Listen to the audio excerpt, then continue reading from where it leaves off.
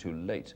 The fact of the matter is that we are fighting our way out of recession. Difficult decisions have constantly got to be taken, particularly, for example, over the conduct of the economy. There are endless priorities, but they're always difficult priorities. If you have a coalition, you have deals, you have trimming, you have hedging of bets, you have pressure groups to be bought off, and that is when you start on the slippery slope. But you get that downwards. in government, don't you? Nothing like if a party is split in government. I can tell you, but parties are not split in that sense. That is what happened over West. You don't even stand against the leader. No. It is look, let us not. This is a serious issue. If somebody wishes to resign, from government, that's not a split in the government. That is a distinction between one member of the cabinet, the rest of the cabinet. But that's everyone here would call that a split. No, they would not. No. We are talking about fundamental issues which divide the party. Like Europe. Europe would be such an issue. Europe would be such an issue if it were not possible to reach.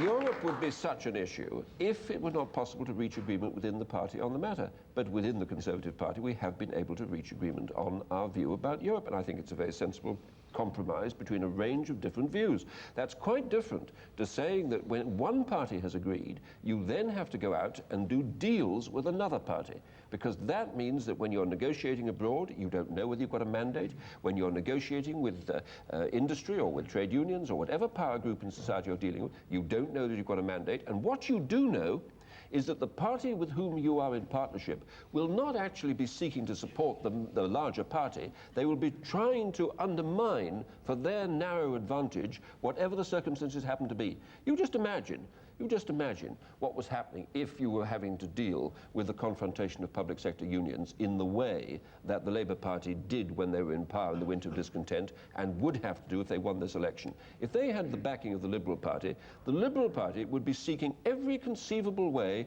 to embarrass the government that they were, in theory, in partnership with. That's what they would be doing. No, you would not be putting backbone into them. You would be, in fact, trying to undermine their position to get advantage for the Liberal Party. Why? Because you might well know that there could be an early general election which you'd have to stand up and be counted. You wouldn't be wanted to be associated with the government that you were supporting, which was becoming unpopular. So you would rat on them. That's what you would do. Okay, no, I'll come to you in a moment. Let me hear some views. Gentleman at the back there, yes. Is it true, Mr. Allenby, that you have not one policy in common with Michael Heseltine's Conservative Party, and you can never ever do a deal with them because of that?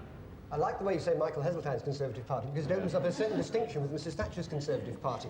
I think there is probably some measure of agreement between Michael Heseltine and me on the way we should develop in Europe, for example, and on commitment to the European monetary system, and I think probably on the quiet he thinks we should join the monetary system, even though John Major hasn't committed himself yet.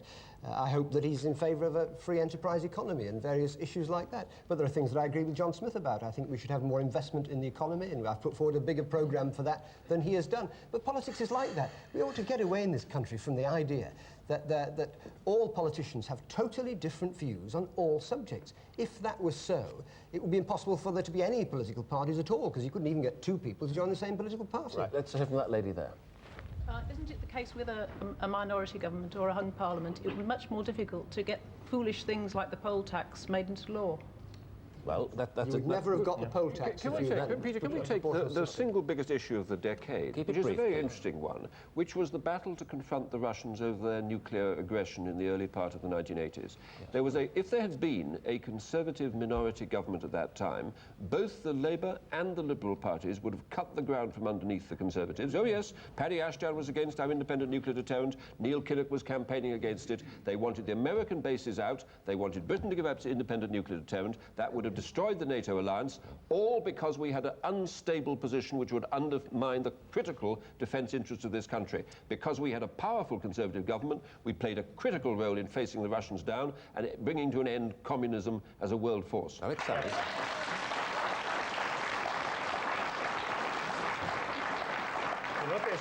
Notice how Michael Heseltine moved it away from talking about the poll tax.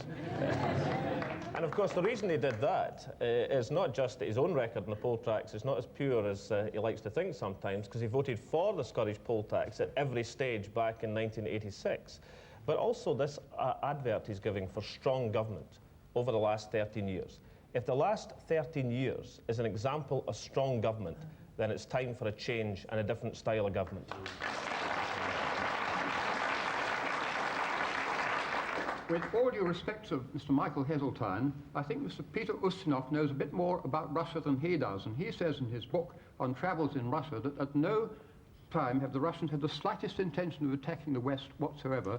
Consequently, our billions on nuclear deterrence, so-called, were completely wasted because all the Russians did was answer them. Yes, well, you just tell that to the people of Eastern Europe. Gentleman Peter there. Gustov's one of the great comics of our time. I wouldn't elect him to Parliament. Gentleman there. Yes. Yes, Mr. Sissons. The more I see and hear of Michael Philistine, the more I feel an affinity. The more I feel an affinity to the lamppost, which has just been visited by a large Rottweiler with a very full bladder. That's not very polite. That's enough of that. Gentleman in the grey suit there. Yes. What worries me, Mr. Heseltine, is when you talk about a clear result, is that you've had a clear result for the last, whatever it is, 13 years, and there are mammoth problems that still remain unsorted out. The southeast of England is being choked by traffic, bombs are still flying around Northern Ireland, there are homeless on the streets, and frankly, it would be far better if politics in this country were based on problem solving than just simply the acquisition and the maintenance of power. And I think for most of us who are spectators in this sport, we actually feel frustrated with what is going on. Well, don't answer that, because I'm going to take another point. Gentleman there. I'd like to know if the SDP, by some miracle, suddenly got a large majority, whether they would still be interested in PR. It would be a miracle for the SDP. It wouldn't be a miracle for this country. Let me just put a final question. Can I answer on behalf of the Liberal Democrats, which is that we have achieved exactly that. You can see local authorities in this country, like Richmond, for example, which are almost totally Liberal Democrat councillors, because that's the way the electoral system works, where we are strong. We still favour changing that system for local as well as national government. It's a very interesting point. The Liberals are dead keen on all this partnership. They had a Liberal partnership with the SDP. They couldn't even make that stick when they had two leaders. Okay, we'll take another question from Oliver Preston, who is an investment salesman. Mr. Preston. Does the panel agree with Neil Kinnock's view that tax rates don't have any influence on how hard people work? Well, let me just give the precise quote on that. I think Neil Kinnock, in his Brian Walden interview, in the context of people paying John Smith's proposed higher taxes, said, "I'm saying to you that the strong evidence, both of academic study and of experience here and abroad, is that the rates of tax that they will pay, and no more, will not be a demotivation or cause the problems." He also went on to say, people strive, thank God they strive, but the level of tax does not affect it. John Smith. Well, there has been academic study of it. It was commissioned by the government, by the present government, and it was commissioned by and a very distinguished academic, the late Charles Brown of Stirling University, was asked to investigate this very question by the Treasury. He unfortunately hadn't completed all his studies before he unfortunately died. Very sadly, not last year, I think it was. But I saw some of his work before then, and I discussed it with him. And he said that he had exhausted it, investigated it exhaustively, and he had come to the conclusion it was very, very hard to say whether higher taxes were a disincentive or lower taxes were an incentive when you looked at everyone in the community. Now, of course, the context in which this is often argued is that we ought to have low taxes for high-income people in order to give them an incentive. We never hear about an incentive for the vast majority of people in this country. It's only a small group of so-called wealth creators who are supposed to be given special incentives. For example, in the Conservative government of the budget of 1988, when they brought the top rate of tax down from 60% to 40%, didn't stop them a few months later, or a few weeks later, actually going in for the most savage cuts in social security we've seen in this country. And they seem to find no embarrassment in doing that, but helping people at top. Let me just finish this point. And since that time, when they cut the high tax to 88, the economy has hardly prospered. So there doesn't seem to me to be an obvious connection. What I proposed in the budget that we presented to the electorate in the course of this election campaign were changes in the taxation system that will benefit 8 out of 10 families in this country. So if there is an argument about an incentive, it's one that will affect the majority of the people in this country. But I don't know, I think the evidence is genuinely unclear as to whether it is an incentive or a disincentive. But that is the product of academic study. But you want to motivate the unions in the public sector by restoring their differentials with unions in the private sector. That's a motivation. That's increases their morale. You accept the argument for them that the level of take-home pay is a motivation. Now, that's quite a different issue. I'm happy to discuss it, but it is actually a different issue from the one that was raised by the gentleman in his question. What we've said about public sector pay is we should not allow it to deteriorate in relation to the private sector. And I would have thought that ought to be the view of any party wanting to be the government in this country, because if you take an opposite view and say that you don't mind if public sector pay deteriorates, it means that you're indifferent to paying too little to teachers, doctors, nurses, civil servants, all the people who provide essential public services in this country. And I cannot understand myself why there should be possible to have really any other view than the view we've expressed, which is justice for people who work in the public sector. Alex Salmon.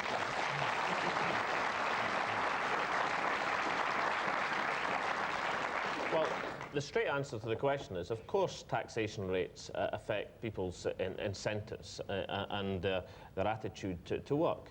But let me reinforce the point that John Smith was about to make, and that is that the highest marginal rates of taxation in this country are not faced by people on 30, 40, 50, 60, 70,000 pounds a year. They're faced by people on 7, 8, 9 and 10,000 pounds a year.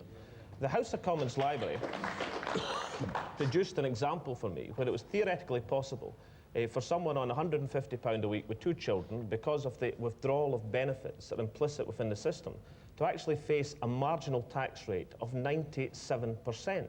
That is, for every extra pound of income, 97 pence was withdrawn in terms of withdrawal of benefits.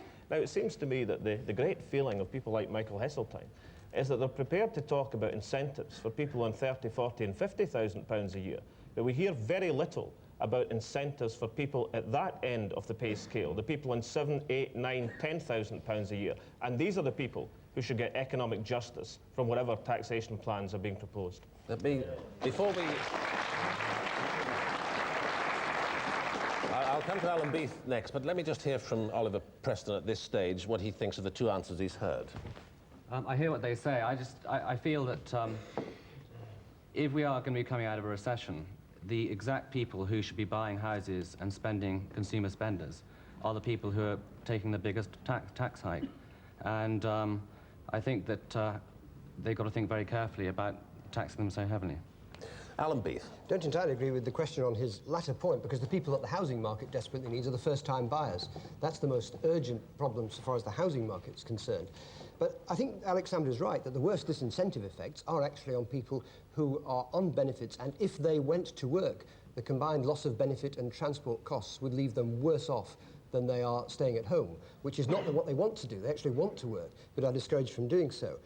I think the incentive effects are much more doubtful higher up the scale, but I just don't think that 59% tax makes sense. I don't think it makes sense to take out of somebody's pay or salary check more than half of every pound that they earn, and that is the effect of adding. Rate. That is yes, it is, but you on a section of income at that marginal rate under Labour's proposals, you pay 59%. I think that is. Did you oppose Nigel Lawson's 60% when he was Chancellor? They were in the process of bringing it down below that rate. But what I was going to go on to say that I don't think that £100 a year, which is the effect of the budget tax cut, or 101 in the case of John Smith's differently structured tax cut, is either here or there for people whose main priority is to have a decent education system, to have adequate public services. At that point, what is very interesting in the election campaign is that people say they are prepared to pay, for example, a penny more on the standard rate if it's going to secure the essential services which they depend on. And frankly, the lower down the scale you are, the more dependent you are on having decent education, free education provided for your children. Michael Heseltine.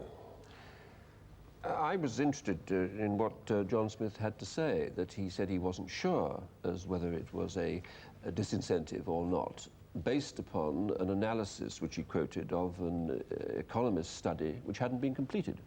I have to say I find that a pretty unimpressive series of evidences to support what is the biggest single increase in taxation this country has ever faced in a single election campaign, which is what the Labour Party are now threatening. But the fact of the matter is that I agree with the view that if you have progressive taxation, there comes a point where people on the low incomes coming into the tax band do pay a significant jump. And that's something, it's the poverty trap, we all know about it, it's something that is a constant source of preoccupation. Of course, very significant numbers of people have benefited as we've raised the thresholds at which people pay over the recent years. And we've now tried to address this issue in Norman Lamont's recent budget by introducing a new 20p rate of tax to just address that very important issue. But the difference is, there is a fundamental difference, and it's a difference in John and the Conservatives, really. That's where the essence of the difference is.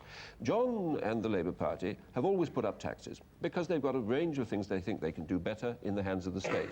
Now, if you actually look what they're now threatening to do, which is to put up tax rates by 9% for anyone just over the average earnings in London, 19% or anybody over 40,000 a year, they are going to introduce a new regional tier of government with taxing abilities in the regions. They're going to take all constraints off local authority spending, which will put up the community charge or the fair rate system.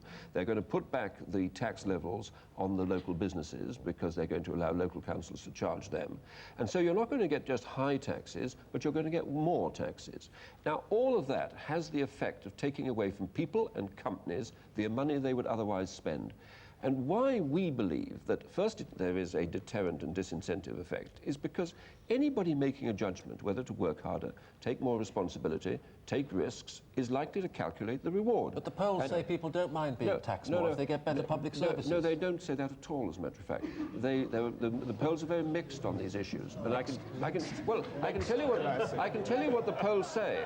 I can tell you what the polls say, because the polls are quite explicit on it.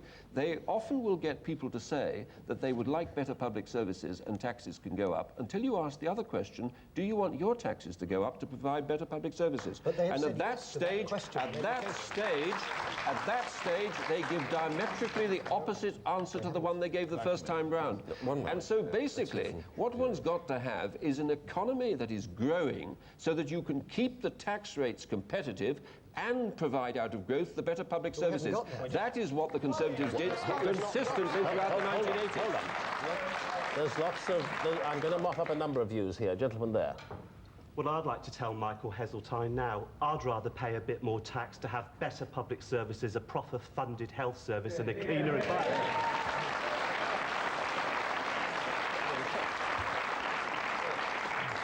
Just answer that briefly. Yes, but you see, when Labour did all this before, they cut the hospital building programme, they cut the water investment programme, they cut the road programme, they cut the hospital building programme, and all of these things, the fact of the matter is they nearly destroyed the economy. So what you actually got was high taxation and cuts in public services. Lady there.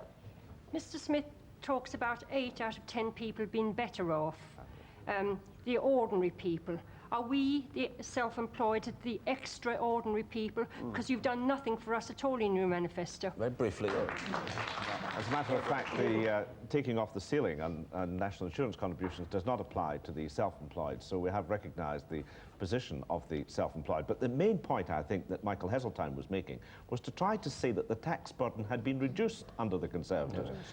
Yes, you did. You said less of our income. If you take it in tax, it's not left for people to spend, companies or individuals.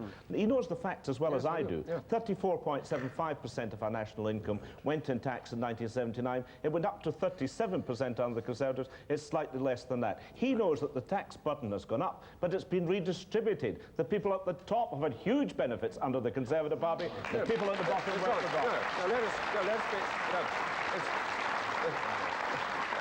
I understand why people applaud that sentiment, but it happens to be untrue. It's true. If you take the first full year of this government and next year's assumptions, you will find that the proportion taken in tax is flat. As the Prime Minister, that is the figure. That is the figure. And the reason why it went up in the early years is because the Labour Party, rather than increase taxes, actually increased borrowing in order to put onto future generations the costs of the extra public services that they were then incurring. Gentleman there. I'm going to hear a lot from the audience now. Come on. Mr. Heseltine, with respect, you've been in power now for 13 years. Where are we? And where were we at the end of your last 13 well, can we years? answer that question? Because it's fundamental. I'll tell you where. We were the sick man of Europe in 1979 with the winter of discontent. That's where we were. Now let's just start listing where we are. British productivity is at an all-time high. The number of days lost to industrial relations disputes is at the lowest for 100 years. British exports are at an all-time high. British share of world trade has risen for the first time since the end of the Second World War. And we have got the highest order books in our companies we've had for 18 months, and retail sales are now rising, and in fact the economy is poised to recover. And if you want the best evidence for that, Jacques Delors says this country is a haven for inward investment because the Tories have made it such.